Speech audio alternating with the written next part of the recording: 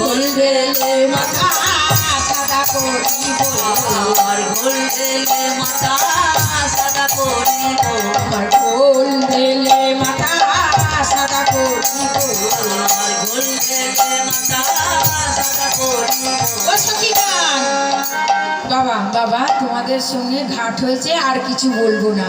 তোমরা আমার এখন মনে সেবা করবো, আমার একটু সেবা দিতে হবে এমন বলছে। বলছে কেমন ভাবে তুমি সেবা নেবা? আর একটু চলো, আর একটু কুল পানে যাই, এই মাছ যমুনায় এসে আমি কেমন করে নেবো? বলছে না, তা হবে না, আমার খুব ক্ষুধা লেগেছে, আমার ননি খাওয়াতে হবে, তারপর আমি যাবো। এই বলে হাল ছেড়ে দিয়ে বসে রয়েছে। তার ললিতা সখী রাধারানীকে বলছে, রাধারানী বলছে এ ললিতা তুই আগে যা। বলছে দাঁড়াও, ওরম ভাবে আমি ননি খাই না, কারণ আমি যার তার হাতের খাই, যার তার হাতের সেবা নেই না।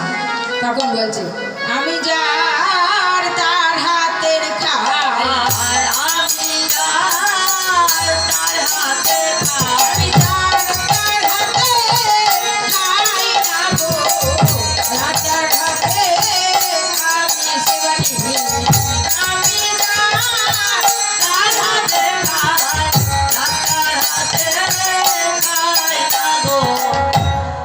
গোবিন্দ বলছে আমি যার তার হাতের খাই। ললিতা দিতে গেছে, হবে না। তখন ললিতা বলছে রাধে তুই দে তোর